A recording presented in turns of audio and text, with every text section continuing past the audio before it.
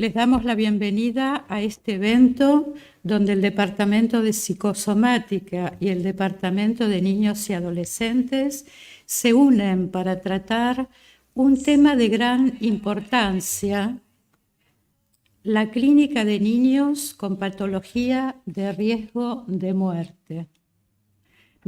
Muchas gracias, Eva.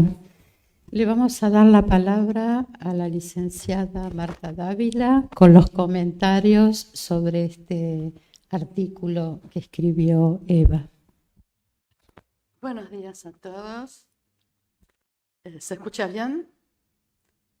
Bueno, les voy a contar primero lo que pasó cuando Beatriz se comunicó conmigo para decirnos que el Departamento de Niños y Adolescentes estaba invitado a presentar un trabajo sobre alguna situación de psicosomatosis en niños y en adolescentes. Bueno, Eva me mandó su trabajo, un trabajo muy extenso y tan extenso como impactante.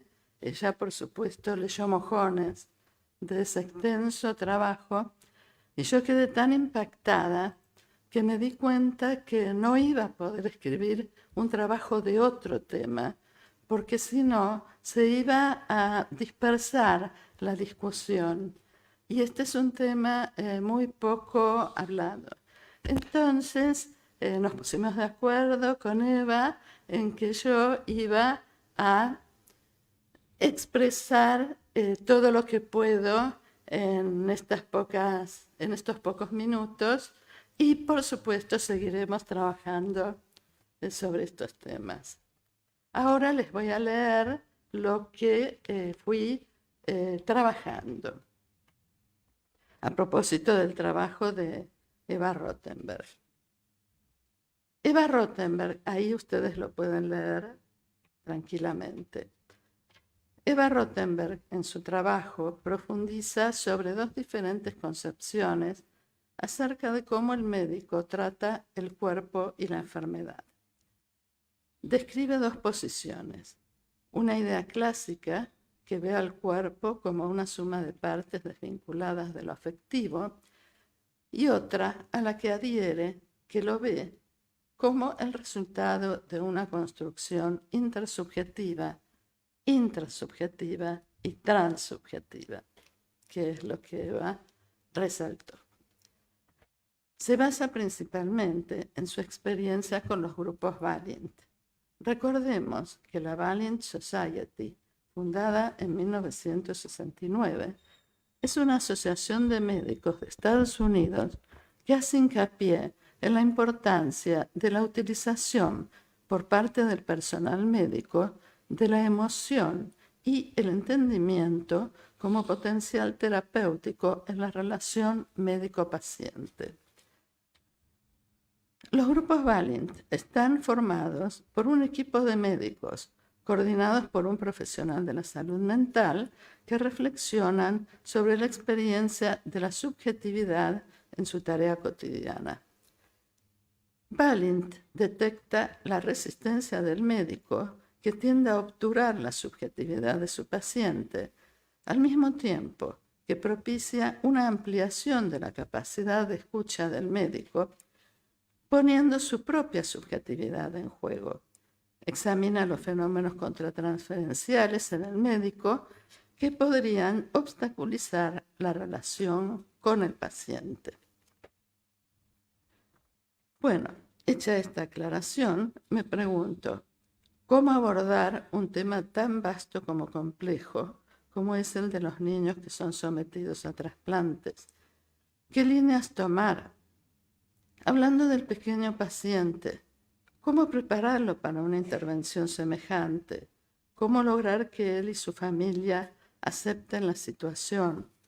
¿Cómo aceptar a ese intruso que espera muchas veces con gran ansiedad que venga a salvarles la vida? ¿Cómo no sentirse un poco Frankenstein? ¿Cómo hacerse amigo de ese desconocido, de ese muerto vivo que invade su cuerpo para siempre?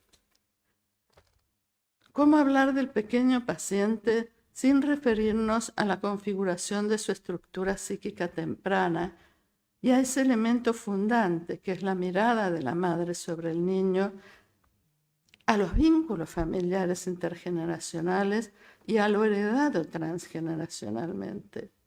¿Cómo no hablar acaso de la transferencia y contratransferencia que surge entre el niño, su familia y, por supuesto, el equipo tratante y o el psicoanalista? Entonces ahora tomé algunos temas que Eva fue soslayando en su trabajo y yo lo hice un poco más teórico. La mirada de la madre. Sabemos que la primera muestra de interrelación social entre el niño y su madre es la mirada. Y este hecho, así como las diferencias emocionales que pueden caracterizarla, es un elemento definitivo en la formación de la personalidad. Miradas de aceptación y cariño promueven el desarrollo al instaurar imágenes yoicas buenas. Miradas ansiosas, esquivas o rechazantes obstaculizarán el progreso al crear imágenes amenazantes y peligrosas. Winnicott propone que lo que el bebé ve en la mirada de la madre es el reflejo de la reacción de amor de ella a través de la fascinación que éste le provoca. Cuando la madre está emocionalmente ausente, deprimida o no responde a su mirada, el niño ve solo eso, el estado de ánimo de ella o su ausencia. Esto le afecta en el intercambio con su ambiente. No puede dar sentido a sus experiencias, no logra significarlas. ¿Qué pasa entonces en la psiquis del niño cuando su cuerpo es poco libidinizado a través de la mirada o de la caricia materna? Eva Rothenberg, siguiendo a Dolto, diferencia entre esquema corporal e imagen inconsciente del cuerpo. La primera está dada por la anatomía, pero en la segunda, en la imagen inconsciente del cuerpo, interviene la mirada de la madre, su mirada estructurante, teñida de lo vivencial desde el origen, tanto de lo libidinal como de lo tanático, que el niño decodifica, formándose una imagen propia y particular de la construcción de su propio cuerpo. Si la mirada está cargada con lo tanático, se convertirá en la sombra del objeto, el super-yo que recae sobre el yo, interviniendo en la formación de ese cuerpo singular del niño, inclusive tal vez aportando a la somatosis. La autora, esto vos lo contaste un poco, la autora expone dos ejemplos de niños trasplantados. Una niña cuya madre prestaba la casi total atención a su marido, el donante, teniendo poco en cuenta a la criatura, y cuando se acercaba, la miraba con rechazo y espanto. La nena, especularmente identificada con las emociones que la madre expresaba en su mirada, manifestaba un estado de pánico, no jugaba y parecía tener temor a explorar su cuerpo, manteniendo sus manitas alejadas. Falleció a la semana. En segundo caso, una criatura de 2 años, el donante también fue su padre. La madre visitaba a ambos por igual. Cuando el niño se tocaba las heridas tratando de reconocer eso extraño en su cuerpo, la mamá lo tranquilizaba y lo miraba con ternura. El niño se repuso poco a poco y volvió a su vida normal. En relación a la importancia de la mirada, la autora también se refiere a lo que denomina la identidad corporal, relacionándola con la mirada del entorno médico, cuando el paciente es mencionado por y desde su enfermedad, el sidoso, el cáncer de páncreas, etc. Pienso que esta especie de pseudoidentidad con la que los médicos bautizan al paciente aparece como una defensa frente a la angustia de muerte de ellos mismos, a favor de la disociación de las emociones o vivencias contratransferenciales. Ahora tomaré otro punto que la autora tomó, poniendo lo que yo pude en este poco tiempo resumir, ¿no? Transmisión transgeneracional. Eva Rothenberg dice: el narcisismo está imbricado con lo corporal y con el otro. La enfermedad produce, en ciertos casos, un efecto devastador en el psiquismo, rompiendo esta unidad o directamente no llegando a integrarse, y el cuerpo es sentido extraño, ajeno, desmembrado. Desde mi óptica, entiendo que poder registrar al hijo como separado de los padres significa un laborioso proceso psíquico de parte de ellos y exige la tramitación de su propio narcisismo para dar espacio a una verdadera posición edípica. Si esto no se logra, el niño no podrá desarrollar su identidad en forma autónoma del poder alienante del narcisismo de sus progenitores. En este punto, partiendo del poder narcisizante, trófico o tanático de la mirada materna y de la de los otros, es interesante pensar que desde los primerísimos momentos de la vida del infante se produce una transmisión. Surgen incógnitas respecto de qué es lo que se transmite y cuáles son los pasos por los que se designa a un miembro de la familia y mediante qué mecanismos el analista o inclusive el médico tratante captan el tramado identificatorio. La transmisión intergeneracional de traumas está relacionada con secretos y duelos no tramitados en generaciones anteriores. Tanto hijos como nietos tomarán para sí aquello que pertenece a una historia que en parte no le es propia y deberán efectuar con ella algún tipo de labor psíquica extra, reservada para la comprensión y transformación de lo que las generaciones anteriores dejaron inconcluso e innominado. Son secretos que desde la historia pretérita familiar hablan sin palabras sobre actos considerados prohibidos o pecaminosos.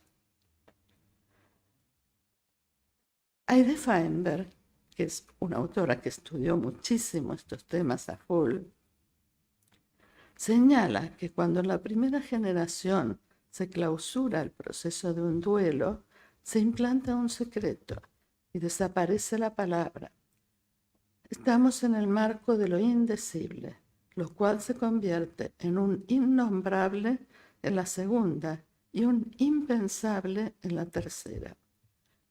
Al no haber sido nominadas dichas experiencias afectivas traumáticas por los padres, no pueden formar parte de una representación verbal en los sucesores, lo que conlleva a un fracaso en el proceso de simbolización y por consiguiente en la segunda generación al surgimiento de fobias, obsesiones o trastornos en el aprendizaje. Y en la tercera generación ya aparecen compulsiones, síntomas corporales, somatosis, angustias sin nombre y actos bizarros, desprovistos de sentido para la propia vida psíquica del paciente. Me pregunto, retomando el trabajo de Eva sobre los trasplantes y sin caer en un reduccionismo exagerado, ¿cuántos de estos temas influirán en la enfermedad somática, al punto de llegar a la necesidad de extirpar un órgano y reemplazarlo por otro? Eva dice,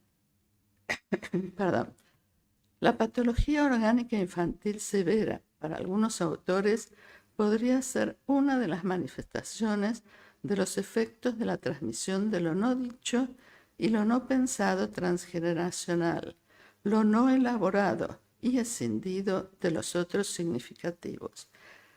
El niño podría ser el portavoz de lo mudo, no sabido, no pensado, manifestándose a través de la psicosis, autismo o la psicosomatosis.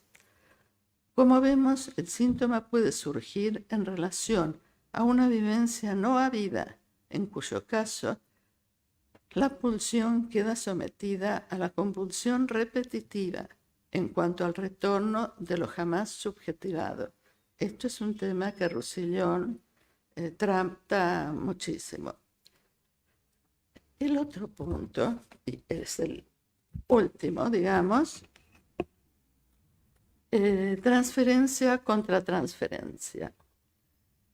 Pensar la patología orgánica cuando nos ocupamos del factor psi es desentrañar un enigma en el cuerpo, poner palabras a la vivencia, dice Eva. Entiendo que el analista, tanto como el equipo tratante, al mirar a través de la mirada del paciente niño y de su familia, también lo hace desde la suya propia, de su historia. Es inevitable. Pueden surgir emociones que perturban y generan extrañeza, desconcierto, provocando sentimientos aciagos. La doctora Gladys Sa, actual coordinadora pediátrica del equipo de trasplante de médula ósea de Fundación Favaloro, y con amplia experiencia en todo tipo de niños trasplantados, ha tenido la gentileza de asesorarme al respecto, a quien le agradezco enormemente. La doctora Sa señala características generales muy diferentes en la transferencia contra transferencia según de qué trasplante se trate.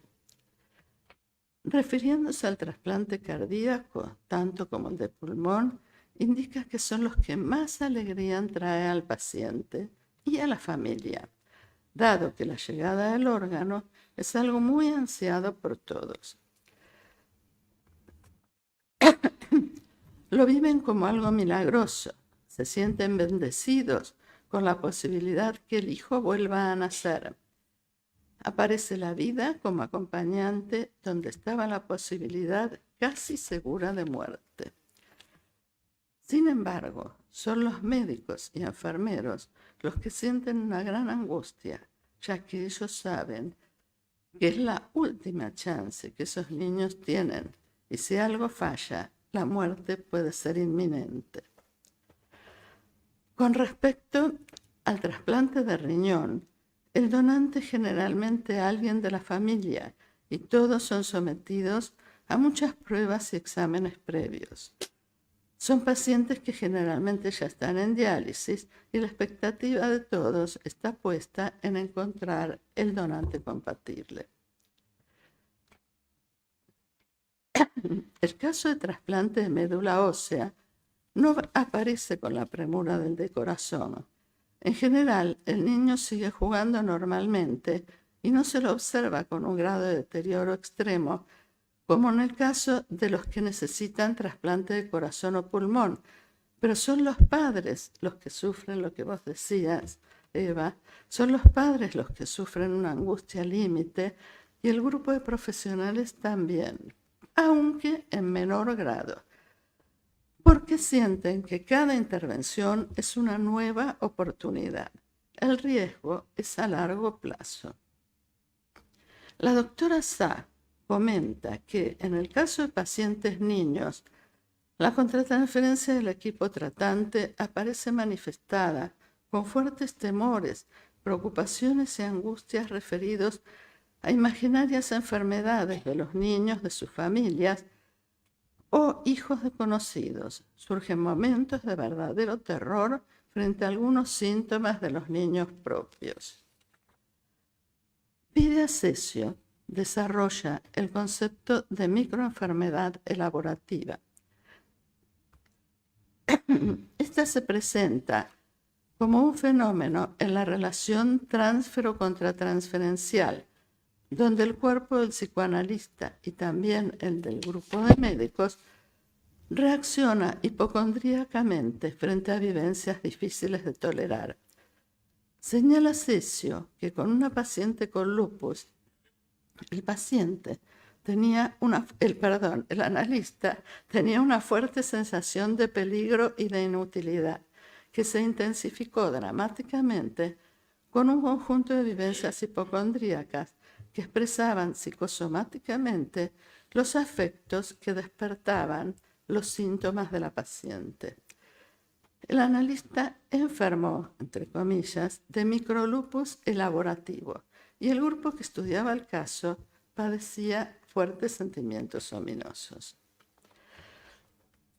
Basándome en las ideas de Ceccio, desarrollo un concepto propio, al cual denomino contratransferencia somática. Dicha contratransferencia, primaria y con características ominosas, se puede entender como una transferencia fusional entre paciente y médico tratante. Sí. Es el soma y la mente del terapeuta que se prestan como un instrumento para captar afectos o vivencias del paciente que solo pueden reconocerse de ese modo y se manifiestan a través de sensaciones en el cuerpo del terapeuta. Entiendo que la posición del médico, en este caso, la de tolerar a partir del reconocimiento del síntoma corporal el sentimiento ominoso que se despierta ante la amenaza de una inminente pérdida, transformando la fuerza de estos afectos y mudando en representación palabra algo de los afectos forcluidos. La contratransferencia somática es una reacción funcional irreversible, siempre y cuando el médico tome noticia de ella y reflexione sobre la misma a partir también de su propia historia, entendiéndola como una ampliación del concepto de neurosis de contratransferencia, concibiendo la enfermedad como una totalidad psique-soma. Ya termino. Bueno. El problema ocurre cuando el profesional no se da cuenta que su síntoma tiene que ver con lo que está aconteciendo en el vínculo transfero-contratransferencial y cree que es solo un malestar momentáneo o circunstancial. En tal caso, las molestias somáticas podrían persistir, haciéndolo sentir enfermo o, en casos muy graves, llegarlo a enfermarlo verdaderamente. En estas situaciones, si el médico tiene la posibilidad de entender dichos síntomas correspondientes con la enfermedad del paciente, tomando conciencia de los afectos concomitantes, hace retrotraer la contratransferencia somática a los límites de lo psíquico. La comprensión del terapeuta con respecto a la contratransferencia somática proporciona a este un mayor acceso a contenidos inconscientes reprimidos, siendo estos la puerta de acceso a la posibilidad de incorporar en la historia del paciente elementos sensoriales de índole traumática que no habían alcanzado la cualidad de representación psíquica. Estos, al ser comprendidos, salen de la posición de lo innombrable, como dice Feinberg, y las emociones toman el camino de una construcción de formas figuradas, superando el caos paralizante de lo traumático. Bueno.